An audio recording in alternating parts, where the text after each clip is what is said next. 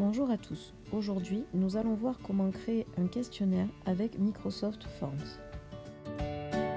Pour ce faire, vous allez commencer par vous connecter sur le site portal.office.com avec votre adresse msoj23.fr.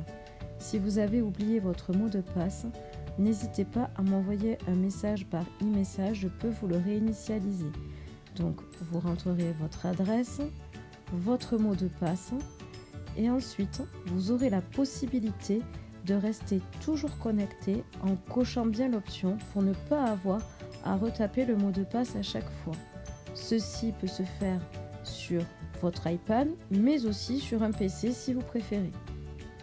Vous arrivez sur une interface qui vous permet d'accéder à tous les services Microsoft. Donc aujourd'hui, ce qui nous intéresse, c'est de créer un questionnaire avec Forms. On va appuyer sur Nouveau questionnaire pour créer notre questionnaire. Attention, ne choisissez pas formulaire car vous ne pourrez pas corriger le travail. Vous allez maintenant pouvoir mettre un titre à votre questionnaire et éventuellement rentrer une description, c'est-à-dire mettre une consigne générale pour votre questionnaire. Je vous conseille à chaque fois de leur rappeler qu'une fois qu'ils ont validé leur questionnaire, ils ne peuvent pas revenir en arrière. Certains vont trop vite et après ils le regrettent. Vous allez pouvoir maintenant ajouter des questions. Donc ça pourra être des questions à choix multiples, des questions dont la réponse est un texte.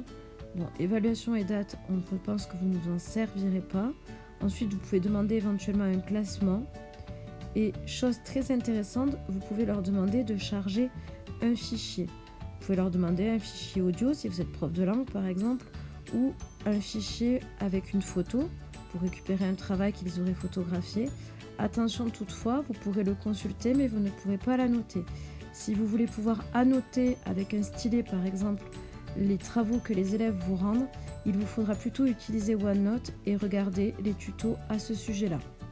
Donc ici je vais ajuster une question à choix multiples. Donc je tape ma question, je mets les possibilités. Je peux choisir quelle réponse est vraie si je souhaite que la correction soit automatique en appuyant sur le petit V qui est situé à côté de la réponse. Je dois fixer le nombre de points que rapporte ma question. Je dois indiquer s'il y a oui ou non plusieurs réponses possibles et j'ai la possibilité de rendre éventuellement la question obligatoire, ce que je vous conseille pour les obliger à répondre à toutes les questions et leur éviter de valider le questionnaire trop rapidement.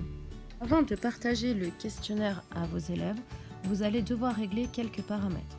Tout d'abord, je vous conseille de désactiver la correction automatique. Avant de rendre les copies aux élèves, il vaut mieux avoir eu une vue dessus.